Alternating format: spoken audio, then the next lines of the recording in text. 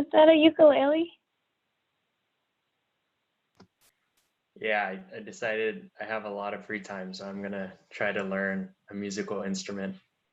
I'm a drummer because I'm tone deaf, so I'm gonna save you guys me playing this. That is so cool. Hi, everyone.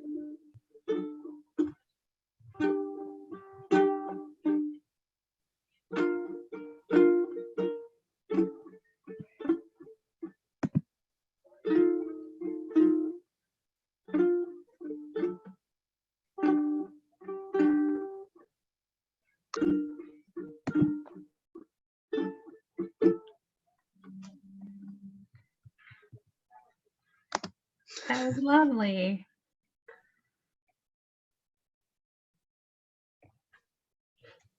Did you literally just learn how to start playing? Oh, I didn't know I wasn't on mute. Sorry, guys. Yeah, I started like 2 days ago. Michael T, I feel like I'm gonna put this away now. You like take something on and then the next day you're like an expert at it. This is amazing. I'm gonna need you and Rachel to start a little Zoom band. Rachel's been learning piano, and if you two could learn the same song, I think that would be extra fantastic.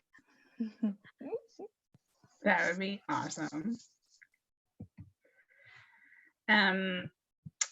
I should probably have let someone else share their screen because I don't know. Can you all see the PowerPoint side, like my screen? Yes, but if you want me to do it, Maria, I'm happy to as well, so that you can focus on.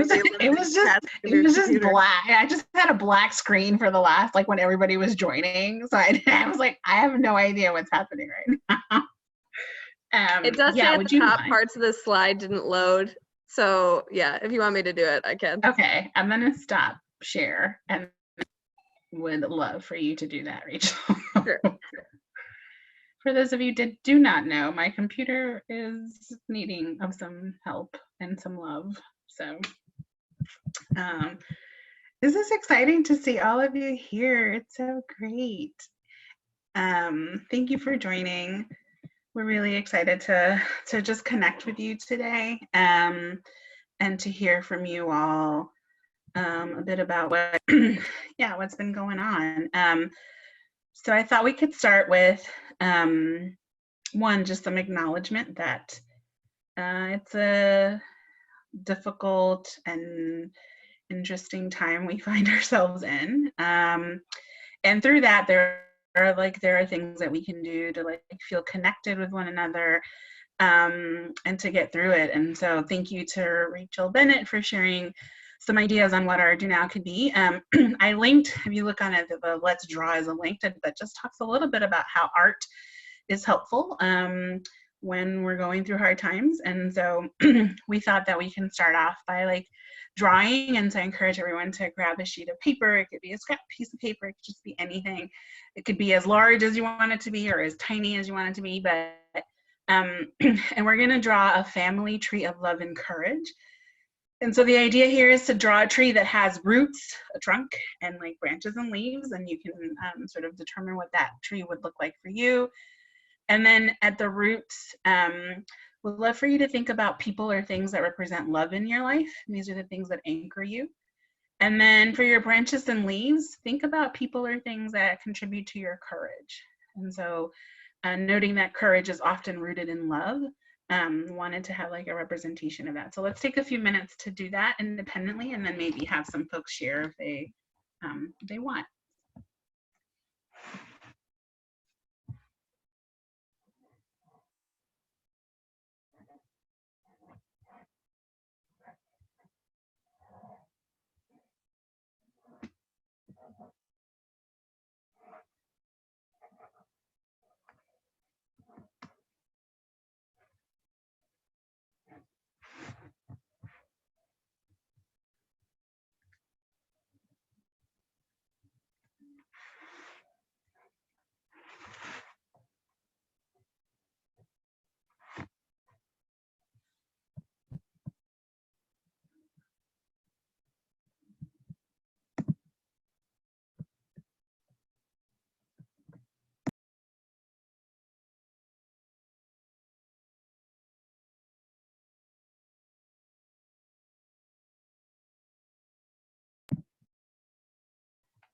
Hi, you're just joining us. I heard a couple of rings. We're just doing the do now that's shared on the screen. So just drawing a tree of love and courage.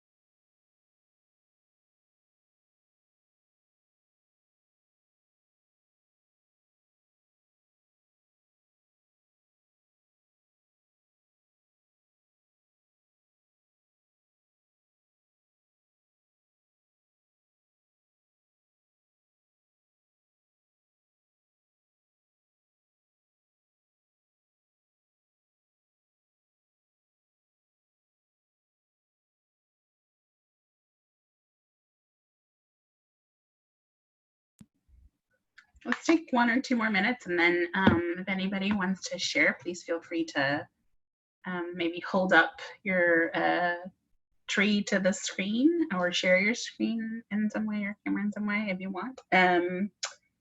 Yeah, and show us what you've got.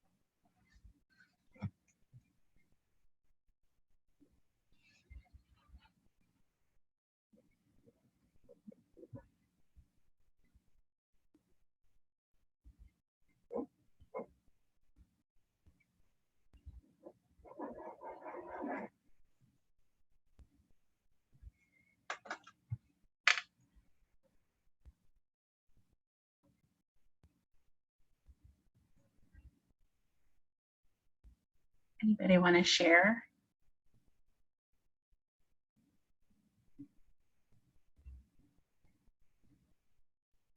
I could jump in. Thanks, Michael. So for the roots, I have here, I'm reading backwards, but Shilpa, my mom, my brother Apollo, friends, my dogs, my dad, my team, my mentors, and my network. And then I think in the trunk in particular, I wrote Shilpa, my mom, and 2 of my best friends, Ahmed and Anna, have really been supportive throughout my journey and just really provided a lot of encouragement when I really needed it.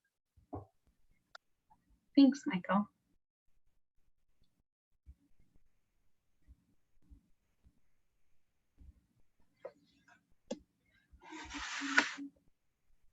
I can share. Also, Pyle, it looks beautiful out there. It's like Yes. maybe 40 degrees here, so I'm jelly. It looks great.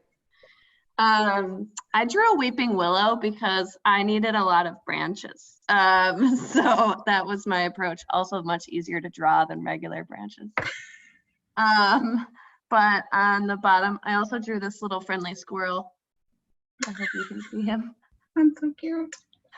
But yeah, I have Zach and my parents and my siblings and my best friend Lindsay, and Zach's parents and cousins and some close friends. And I also put Maria and Rachel Vicente, especially this week. I'm feeling a lot of love, and you are in my branches as well, as things that bring courage. I put myself as a branch too. I have courage for me, and like put teenagers generally just always give me courage because they're the best.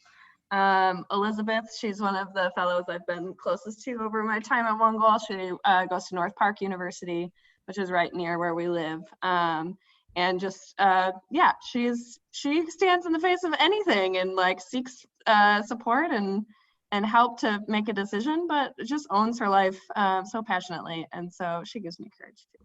So I wanted to put her into the universe today and have you hold her in this space too with me. So thanks, friend.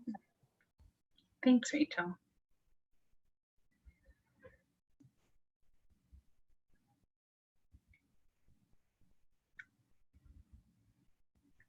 Anyone else want to share? And for maybe one more share out.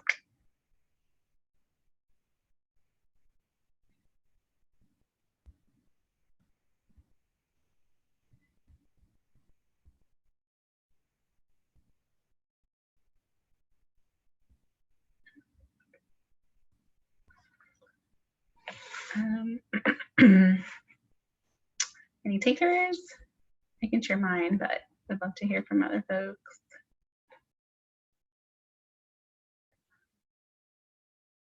All right, I'll share mine. I think it's probably similar to some folks, although, you know, I don't know how to do this. So for my roots, I had my niece and nephew, Lucas and Lexi. I put yoga, not just for the love that I have for yoga, but I think just everything that it's given to me personally. And then I put nature. I think I always feel love and like anchored when I'm outdoors. So, and then for my tree, for my branches, I put my ancestors, just those that have come before me.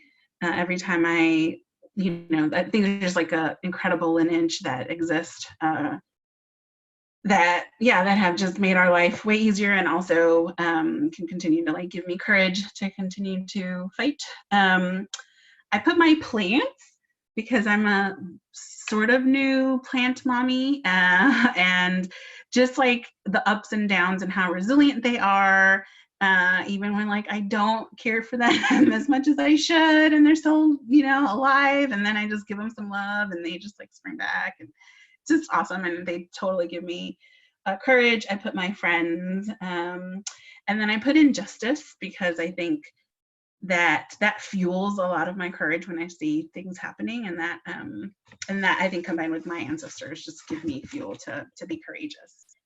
So thank you all for sharing. I hope this is something that you can like take with you.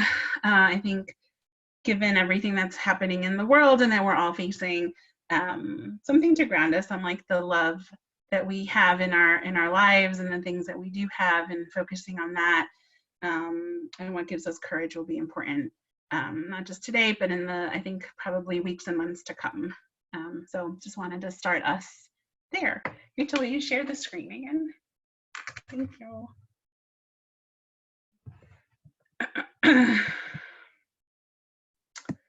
All right, so would love to share the agenda with you all, just looking at the time. Honestly, like we have prepared this agenda and we'll love to like go through as much of it as can, but also recognizing that we're here for you all and to be supportive and talk about the things that will matter most and be most present for you. So we wanted to start off with just some quick resource sharing for distance learning. So there's been a lot of things that have been happening. Things feel like they're moving like super quickly and then also at the same time super slow because we're probably all just like in one place and isolated, but wanted to make sure that everyone has access to everything and knows what's happening, and give folks an opportunity too if they wanted to go ahead and like share anything else out, any other resources that they're creating regionally.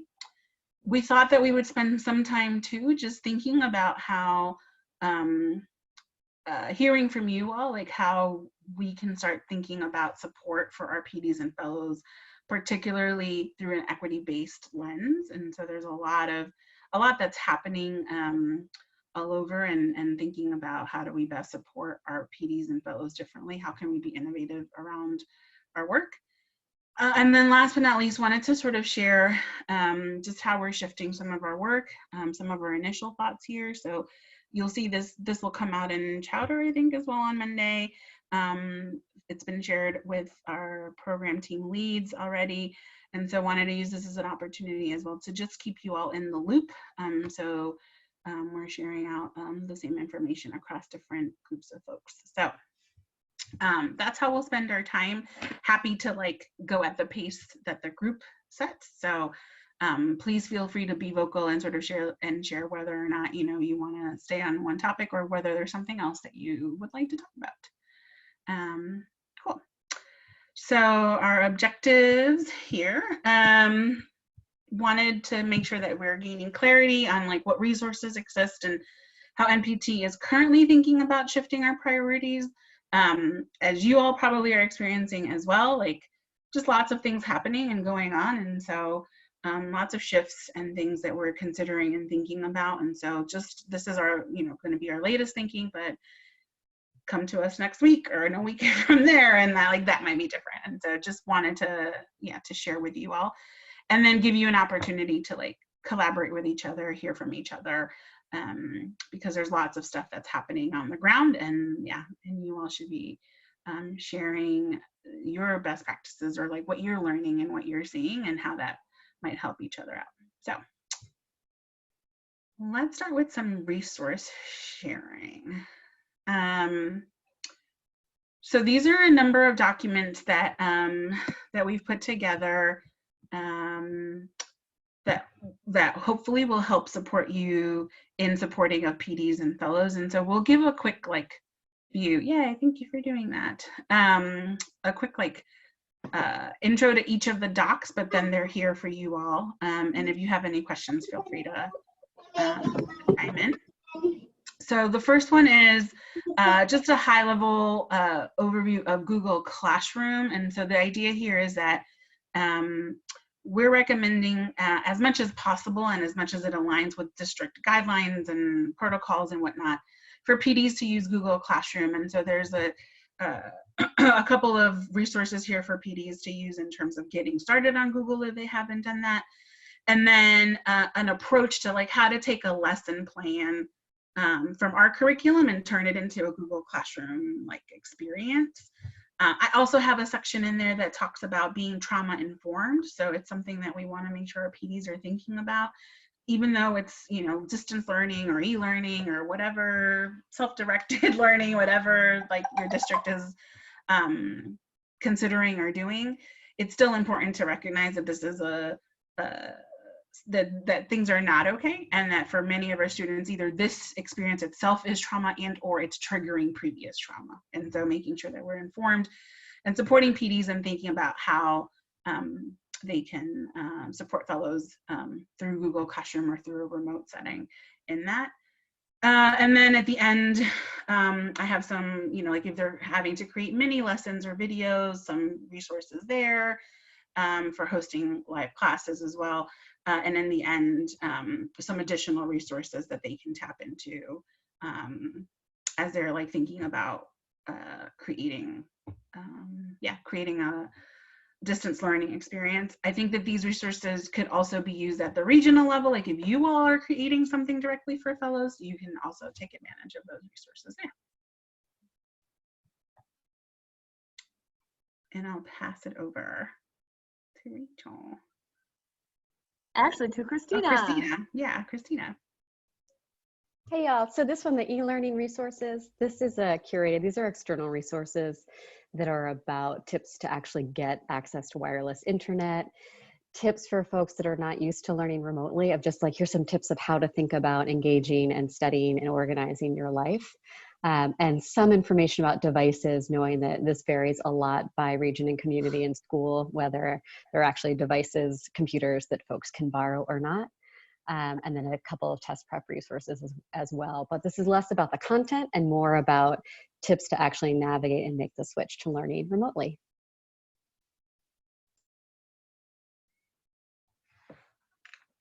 Thanks, Christina. Okay. That was so succinct. I feel pressure to talk faster or more succinctly, which is good.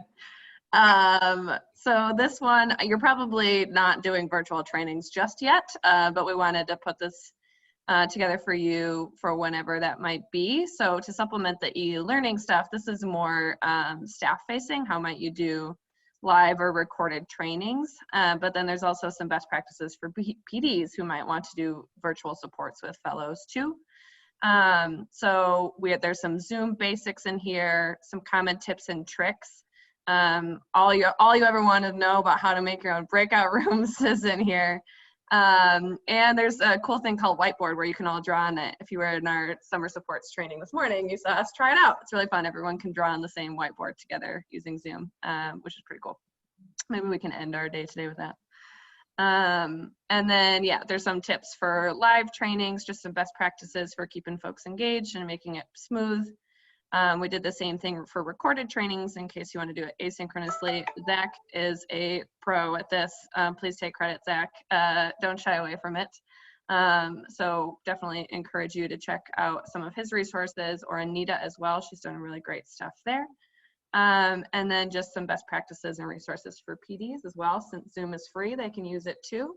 And then we just want to be mindful too that we're following whatever the district or school's guidance is.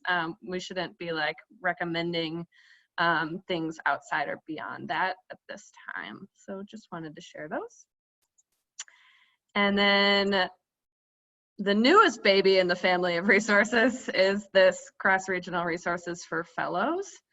You are welcome to add to this. I decided to separate this by category and then by region. So every region has their own tab in blue.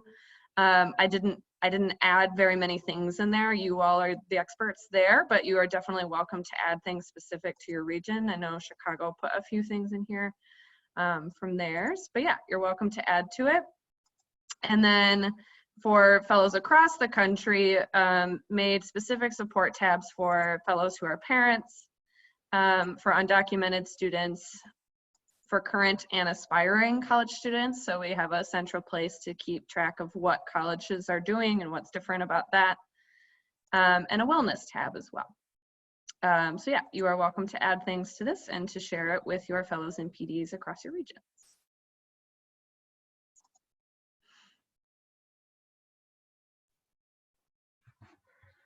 Do you all have any questions or thoughts on any of these resources or other resources that might be helpful as we continue to sort of wrap our brains around our new reality?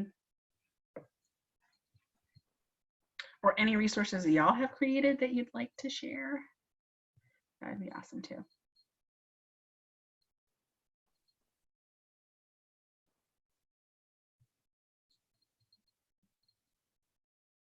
I'm wondering, thank you so much for sharing all these resources. I'm gonna be sending them out to my team in an email after this call.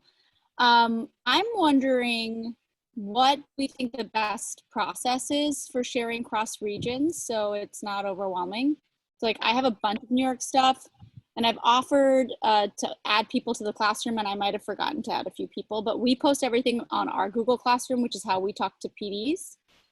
So that's how I've been sharing right now, is just adding people who are interested in being in our classroom and they can see the resources we post, but I just don't want to overwhelm people with emails and links. So I'm wondering if there's a way to systematize how we're sharing across regions. Yes, I think we probably need to do that too. I like built out a tab on the school closure one to capture like communications that were coming from regions. I know folks have been communicating, and there was like folks kind of some sharing going on or whatnot. But I wonder if if we need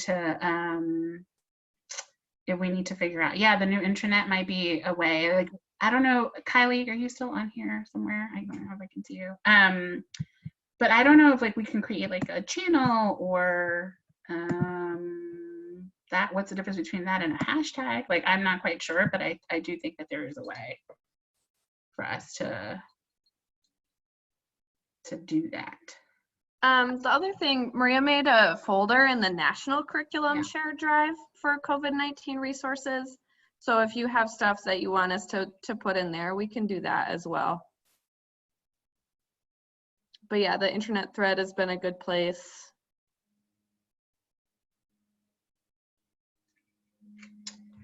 Let us think a little bit more about that, Pyle, because I just feel like we're not quite sure yet. But I think, yes, I think we need to come up with some sort of system. What about that, the last resource that you shared, Rachel, was the fellow-facing resources, and the way it was organized seemed to make sense, where like people could just drop in resources, and you don't have to send like notifications to everyone every single time that you do it, but people could check on it periodically. But some way where we could kind of like drop resources where needed. And that one was specifically fellow-facing, but we could drop in like, hey, this is for our post-secondary team, right? And then we could like add extra stuff in there. Yes, definitely add things in there for sure that you don't mind fellows seeing. That is 100% encouraged. I wonder if then it makes sense to create like a internal document similar to that, so that folks can just add like things that are not for like fellow facing, but it's one place and then it's similar to that. Yeah. Got it. Got it. Yeah. And then Pyle, you wouldn't have to like link everyone and their mother individually to your classroom. You could just link to the thing and then they could request to get in maybe. I don't know how that works, but I like that. Cool. We will do that and then share it out with folks for sure.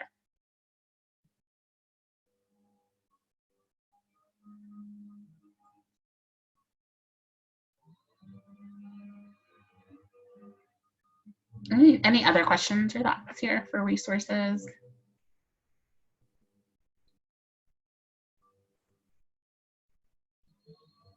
All right. Now we can move on.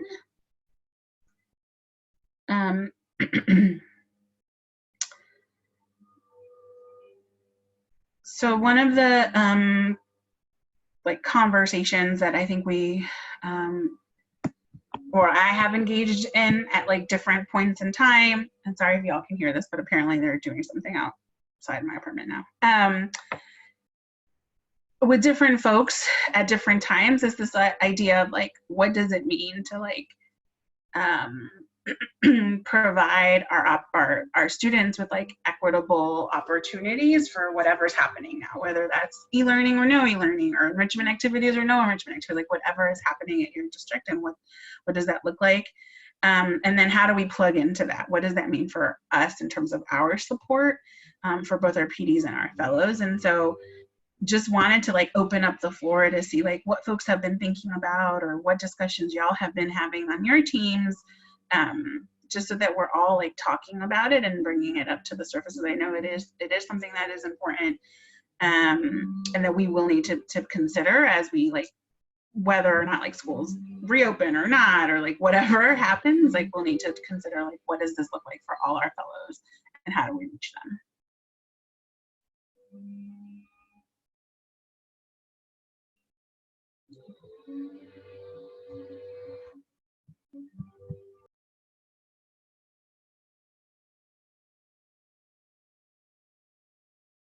Sorry, Maria, can you restate the question?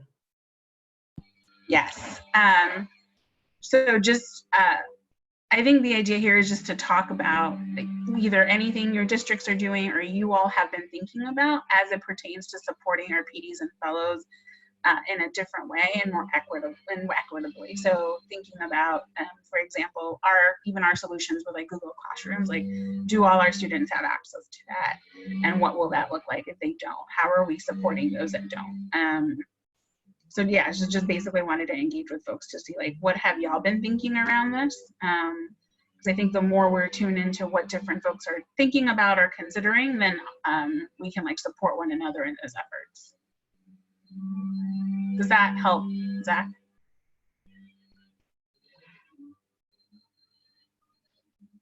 Did I lose? No. Yeah, that's helpful. Oh, okay. I think for Houston, like we've been talking about, like some of the similar things is just like trying to figure out first, like what are the expectations of the district and school, and like you said, like where are people at with access to technology and rules. But one of the things that we've been talking about is like to meet individual student needs is like to what extent can we like provide more like direct service to fellows, so like based on kind of where they're at and what they need. And we're hoping to do it through like a live, phone call or video conference, but that's really going to depend on the like if that's like certain district. We're pretty sure that one district is not going to allow that. We haven't heard the rest about some of our other districts. So we'll kind of see like what to what extent can we do that, and if we can, great, to like both help take some of the load off of the teachers who like have their other classes that they're having to potentially work through, and also like seeing where like just like students are going to be like in so many places, and like that may have changed since the last time the teacher saw them. So trying to figure out how we can do more to support the individual instead of us supporting the PD to support the individual student.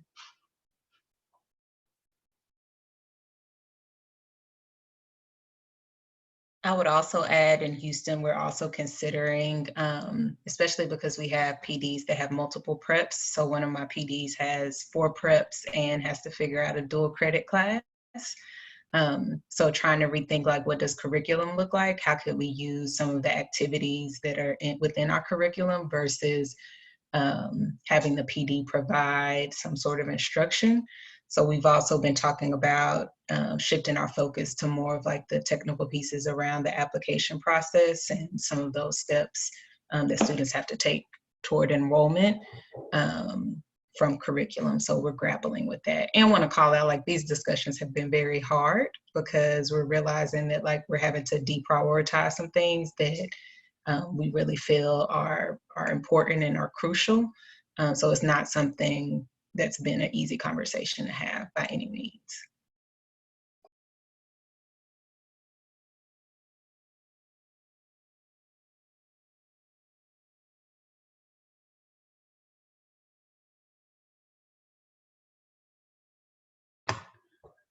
This is Alex.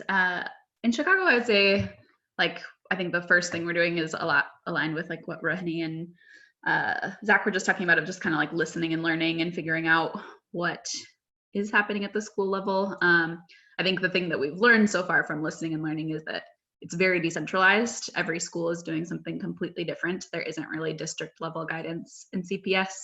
And that like school level, the schools are still trying to figure it out. Like we thought we were closed for 2 weeks and now we're closed for a month, and like everything's evolving and changing, and there's not really like a template or a model to figure out what to do. And so I think schools are really figuring things out. The district's really figuring things out. Teachers are really trying to figure things out. We're trying to figure things out.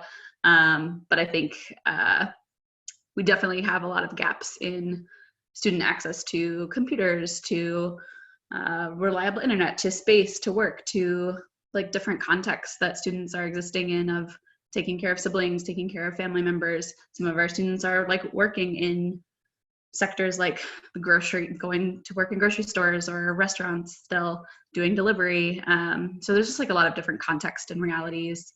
Our teachers who might have kids at home and are trying to navigate that. So there's a lot of human stuff going on that I think feels like most present and top of mind.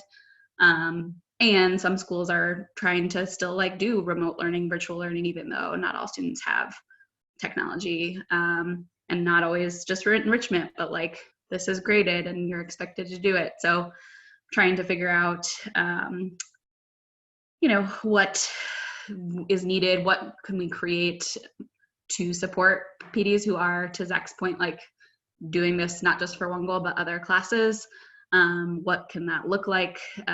And what is most prioritized, to Tara's point, and what can we deprioritize? But yeah, still figuring it out as we go.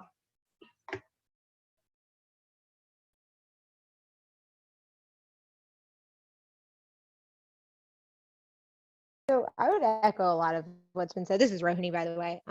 One of the things that a couple of my PDs just did, and it was really helpful to see responses, was they've set up Google Classrooms and just have tried to get a pulse check on how students have felt about all of this transition.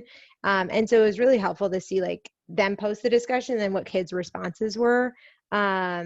And they've been really, really varied. I think we've heard that across the board, like different kids are in different positions. But I think the kids really valued even being asked that question, being able to like share how they're feeling about some of the transition right now. In terms of our district, I actually think in Atlanta, our district partners have worked to try to get devices to every student. We had like Chromebook checkouts at every APS school the past 2 days. So I actually think we will hopefully not have as many access issues. But at the same time, I know that that doesn't mean like there aren't other challenges. And so we're sort of still trying to figure out, engage how kids are doing, how PDs are doing, what's happening at every school site, and some of the same things other folks have shared.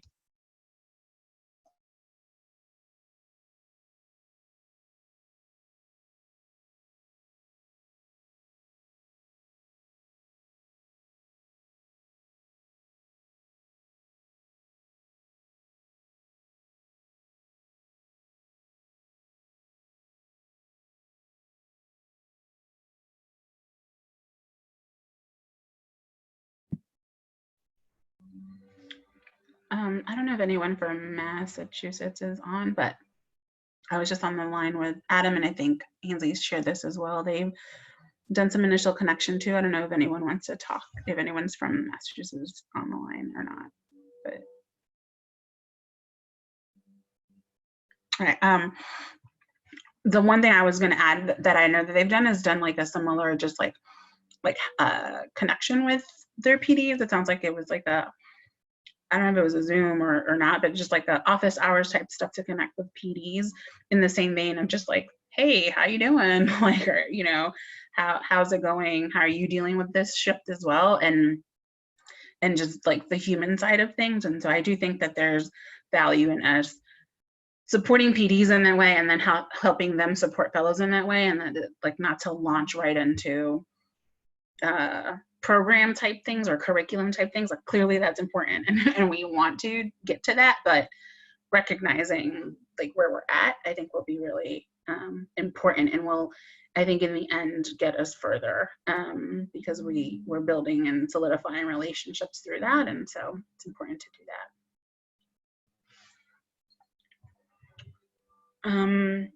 Any other thoughts or things that folks want to share here? Yeah, Maria, I was thinking about our partnership team. We had a discussion yesterday, and I think that they pointed out something that was really beneficial. But they were saying, we were just talking about how busy leadership is, and also talking about like some of the restrictions around like us communicating directly to students, and trying to see like if we can also gain access to the type of school platforms that schools would be using to communicate to their students. So in doing that, just looking at the importance of contacting school leadership early, so they can like have us in mind as they're creating plans to roll out to their teachers and stuff. So I know Sunila, I just got like 5 emails from her, CCing me on emails that she sent to principals, just letting them know like, here's the types of services we can provide, asking like if we can gain access to, we call things, some of our software is called like the Hub or Schoology, or if they are using Remind. So just kind of putting that on leadership's mind early. Yeah, I love that.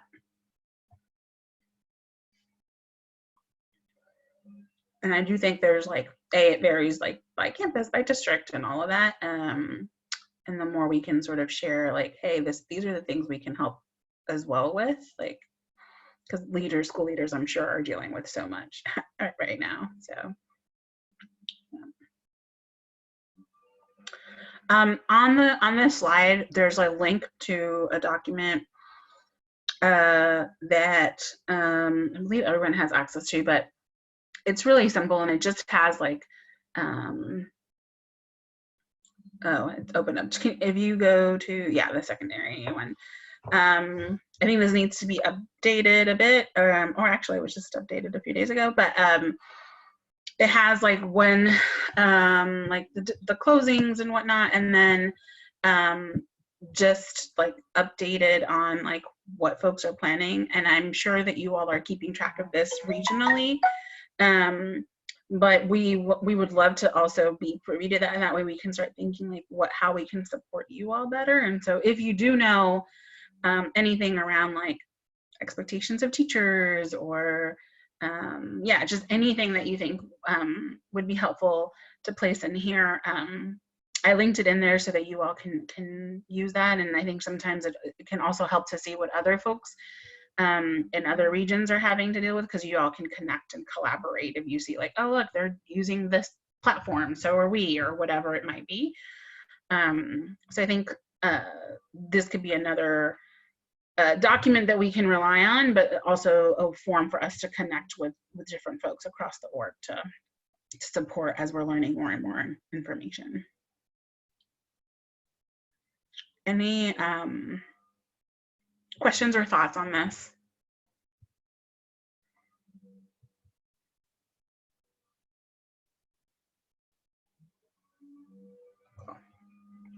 No pressure, like fill anything out. We're going to continue, like as we hear from you all, this is where we're keeping the info, but wanted to share that with you also, you know that that's there as well, in case you're wondering about any other regions, or like, yeah, you can have access to that doc as well.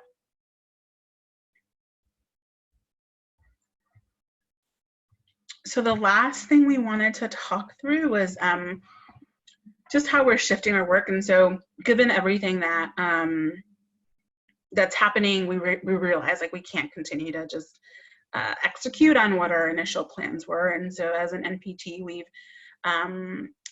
we've worked together to sort of figure out what were all the work streams and what were all the things that we were going to, you know, planning on doing and planning on executing on, and then sort of figure out what does this mean given our new reality. And so what you see in the next slide is just our initial thinking, or initial and most up-to-date thinking. And I say that because you know, this might change next week or whatever, who knows. We're trying to like figure that out, but what we're hoping to see is that like we know that our capacity will have to shift to like support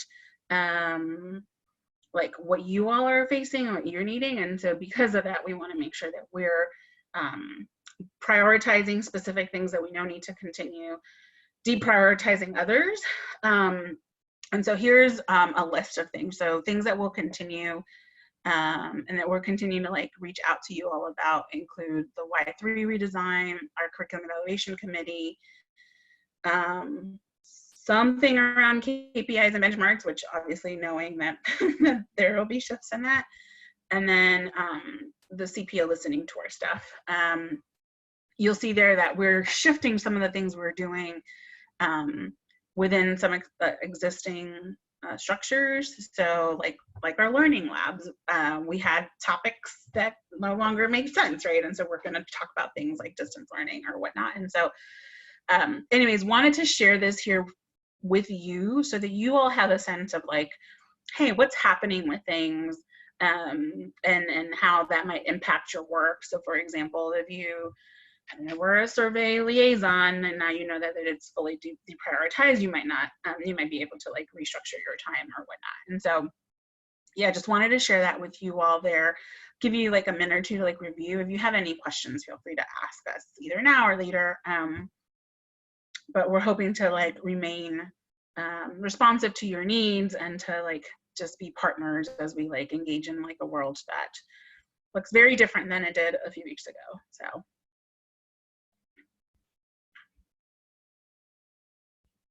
see some kiddos joining. Any questions or thoughts or anything like you were wondering about and like don't see it on here or anything like that? Would love to answer any questions. Yeah, I don't know if this is, I'm curious if this has come up for other people and regions, and if so, I think, you know, it makes sense for everyone to kind of share stuff, but like, give it like, we're probably going to have to be doing a lot of catching up in Y2 for like Y1 stuff, and like figuring out what to prioritize and what to not. I mean, like, you know, even here in Houston, like some, just like based on different district calendars, some are completely done with their best fit list or whatever you're calling it, and some haven't started it at all. So like probably going to put that in the, I mean, knowing it's already in the Y2 curriculum, but probably just like wanting to spend more time there and then like making adjustments. Just like so like basically like Y2 revisions, given that like stuff is missing in Y1 or will be missing most likely. Yes. That was, I think that initially came up in one of the like immediate needs type things.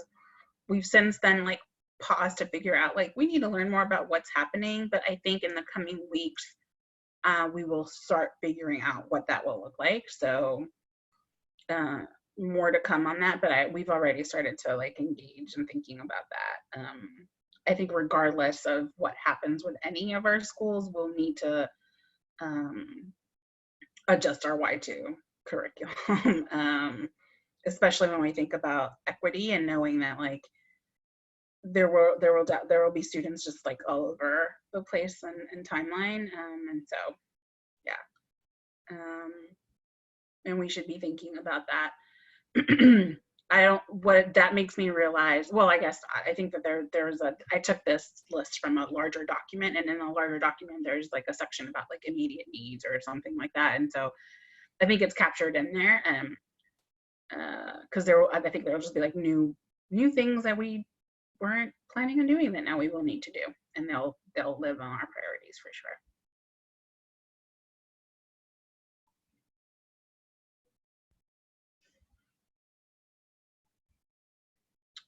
Anything else? Any other questions or thoughts here?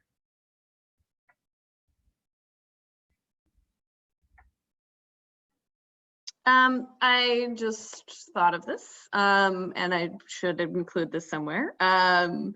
But the pause for now and we'll revisit will also include the Y2 matriculant work. Like we still plan to move that forward. We might keep that as like streamlined or as simple as possible. Not like your note, Zach, made me think of that. Like we know it's not just going to be weird for this year, but it's going to impact what next year looks like too. So we still want to move forward with some of the Y2 matriculant supports, but it's not, we don't need to do that tomorrow. So I would probably add the Y2 matriculant stuff to the pause for now, but it will likely still, something will probably happen before next school year. Thanks, Rachel.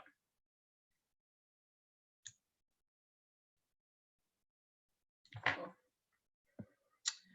All right, well, before we transition into our closing, I do want to just open it up, even if it's just for a few minutes. If there's anything else that like is related to like any of the stuff, distance learning or like prioritizing work or anything like that, that maybe didn't come up already, or like a question you had and it didn't quite fit anywhere, I would love to like hear if there's just anything else that y'all are grappling with that we didn't talk about today. And at the very least, we could surface it and like figure out how to like connect later or like what we might need to do. But I just know there's a lot happening. And so I want to make sure that we're hearing from folks and have like a holistic view of what's top of mind for you all and what you're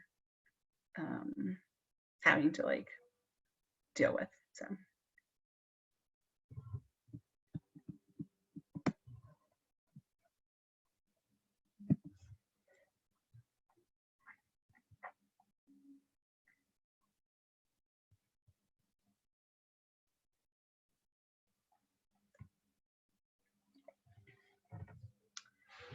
All right, well, no pressure. Feel free to like reach out if something else does come up. And we can like transition to our closing. So one of the other things that Rachel shared in terms of our, like, when we were thinking about how to connect with folks, was the practice of gratitude. I've also linked an article there about how important it is to practice gratitude. And so I wanted to close us out by having us reflect on, like, what are 3 things that you're grateful for? And encourage you to share them. You can write them in the chat, you can share them out loud. But particularly if you're grateful for like someone, that I encourage you to take it outside of the space and, you know, and like tell them, because it also feels great to just share and hear, yeah, that you are what you're feeling and what you're thinking. So yeah, take a few minutes to just think about 3 things you're grateful for, and encourage you to share it.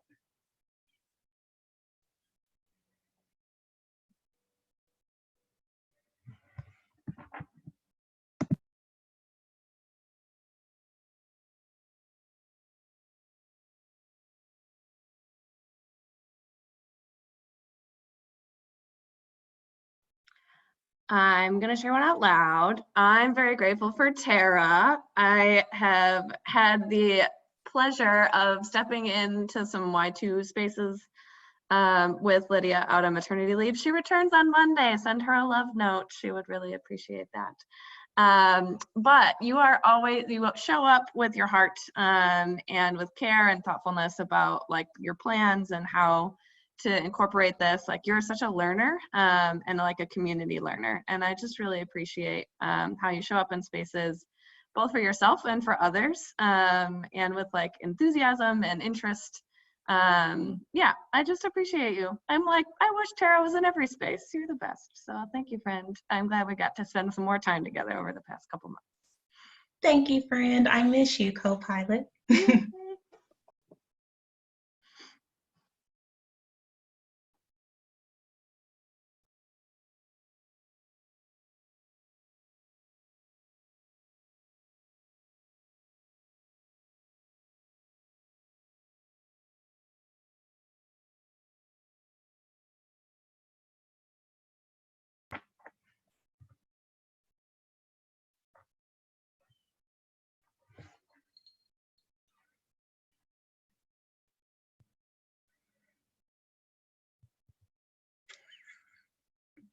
Yes, I will save some time on our next Learning Lab call for a opening concert by Michael T. and Rachel Vicente.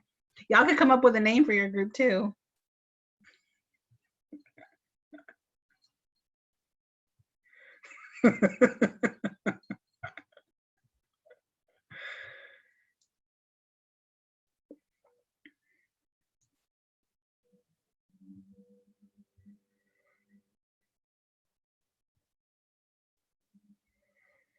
I'm going to shout out a few people on the call that I'm grateful for. I am grateful for Karat, Cassie and Dusty and Suzanne.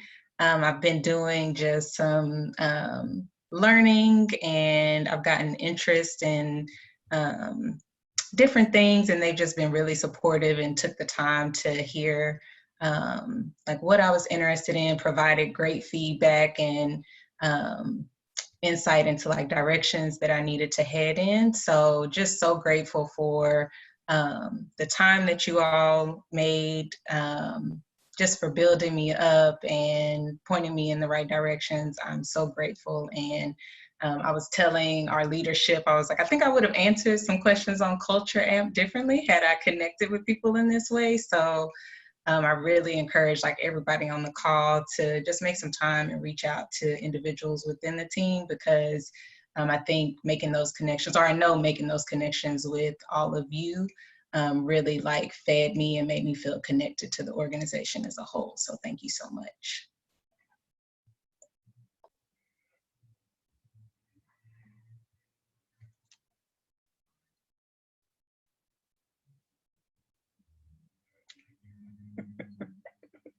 I'll shout out a couple of people. Zach and Maytal both have raised their hand and leaned in to our new delivery models, personalized learning working group, and just have contributed hours upon hours to help move that work forward. Zach in particular has helped us. We've stood up a fellow advisory board, a group of 10 fellows that are leaning in to help us co-design and co-create the program model that we'll be piloting this fall. And Zach has helped to design spaces to interview each of those fellows and how to learn what their needs are, understand their stories. And Maytal has helped us making sure that we're meeting every fellow where they are, when they are, and making sure that we can learn from them in their best way possible. So thanks to both of them for leaning in for that work and everything else you're doing.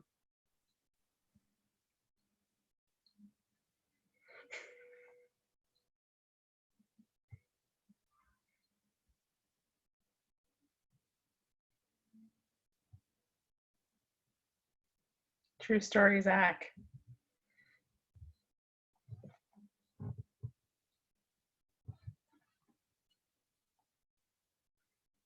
I do love that we know Nola's walking schedule. This is fantastic.